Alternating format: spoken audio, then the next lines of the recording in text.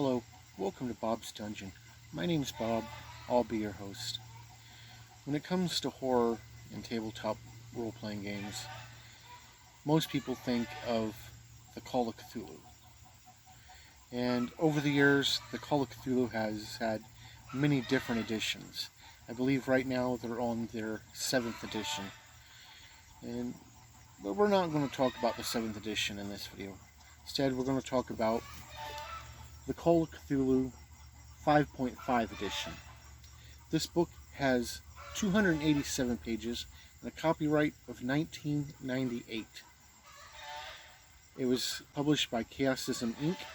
and all of the artwork in this book is in black and white and is pretty decent. So let's go ahead and look at that artwork. All of the artwork in this book is in black and white. And the artwork is pretty decent to look at. And it all goes a long way to setting a good mood and tone for this book. And yes, I did in fact see Yig. To play this game, what you're going to need is a copy of this core rulebook and a set of dice. A set of dice containing a 20-sided die, preferably two 10-sided dice for rolling both percentiles and tens, an 8-sided die, a 6-sided die, and a 4-sided die. Character creation in this game is actually pretty simple. The longest part of character creation for this game would be figuring up your percentiles for your skills, which is pretty much what takes up most of the time in a Palladium game for making up their characters. But this has nothing to do with Palladium. So, the attributes for the characters in this game, each one has their own set of dice you roll to figure out the attribute. For strength, constitution, power, dexterity, and appearance, you roll a 3d6. For your size and intelligence, you roll a 2d6 plus 6. For your endurance, you roll a 3d6 plus 3, and for your sanity, you get your power times 5. You also have some derived rolls that you mark down on your character sheet. And the way you figure, and these rolls are your idea roll, which is figured out by taking your intelligence score times 5. Your luck roll is figured out by your power times 5. Your knowledge roll is figured out by your education times 5. Then you have a damage bonus, which is figured out by adding your size and your strength together and checking a chart with that number, and it tells you what your damage bonus is. Your hit points are figured out by adding your constitution and your size together and dividing it by 2, and your magic points are equal to your power. After you have all your added up stuff and your attributes figured out, you then pick a occupation. And there are some example occupations in here, or you can figure up one of your own.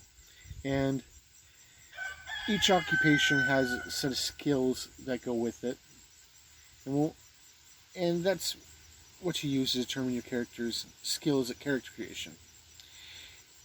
You get a number of skills equal to your education times 20, and those points are split up amongst the skills listed with the occupation you choose.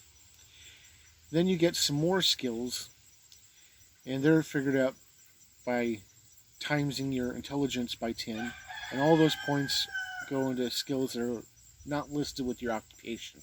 And those are personal pursuits and stuff like that, and your personal interests and stuff. You then figure up your yearly income for your character. And it's pretty easy. There are 3 areas of play in this game. In this book, there is the 1890s, the 1920s, and present day. You choose which area you're in, roll a 10-sided die, and it tells you what your character's yearly income is. And that's pretty simple. And that's pretty much it for character creation. All of the skills in this book use a percentile. And for the most part, the dice you're going to use the most are the two 10-sided dice for percentiles. The other dice are used for determining damage and a couple of other very specific things.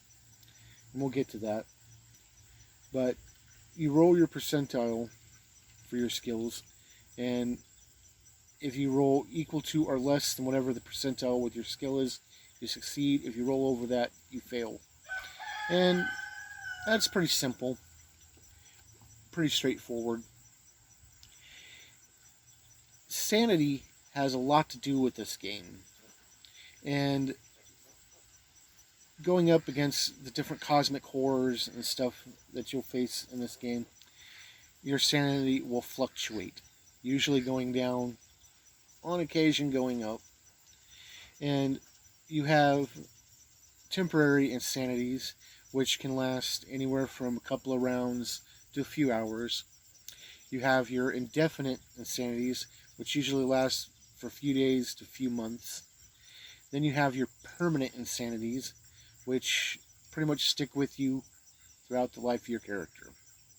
And basically the way this happens is every time you run into a different horror or cosmic entity or spell being cast or what have you, you lose a number of sanity points. And usually it's very difficult to regain sanity points. That's just the way it is. Experience in this game is ran a little bit differently than in other games. You don't necessarily get points to improve your character. The way experience works in this game is as you accomplish tasks,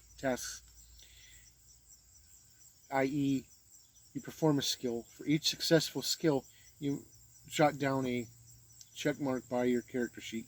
You only get one per game session. So if you succeed at one skill several times, you only get one. But at the end of the session, you or your game master will roll a percentile dice against your skill. If you roll equal to or less than your skill, then you get to increase that skill by 1d10. You roll 1d10 and add it to your percentile for that skill.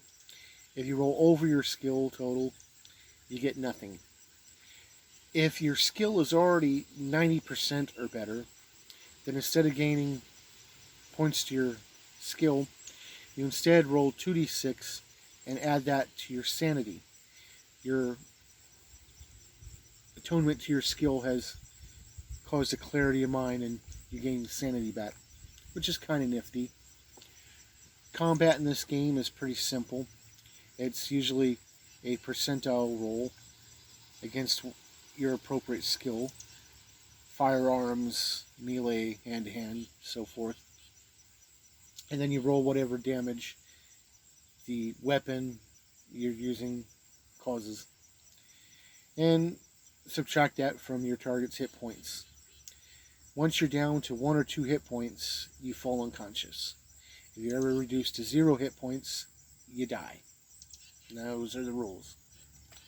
This book has everything you need to play. It has information about the 1890s, the 1920s, and the present day for whatever time period you wish to play your game in. And that's pretty cool. This book also has a bunch of information on the Cthulhu mythos and a listing of the different cosmic horrors and entities you could run into. The bestiary is kind of strange in this book, though. The list of all the normal creatures, because in that listing they have vampires and werewolves and mummies and zombies as normal creatures, mostly because they're not considered cosmic horrors. That's kind of cool, kind of nifty. This book also has a list of spells that you could use, but when you cast spells, they make you lose sanity points. And that's kind of weird. It's because they're doing things that aren't natural, and that's just the way it is. You have a few different scenarios in this book that you can use, and they tell you what time period they're in or how to use them in the different time periods. You also have 3 different character sheets you can use in the back of the book, each one themed for a different era of play. Again, 1890s, 1920s, present day. And that's pretty much it. This book is got everything you need. Which brings me to 3 questions. Would I play a character in this game? Absolutely. I love horror. This would be an idea game for me. Would I run this game? Again, yes I would. I love horror. I love the setting. It would be fun to run this game if I could find a group. Would I recommend this game? Yeah, it's pretty easy, pretty straightforward on everything. And you could have a lot of fun if you're into horror.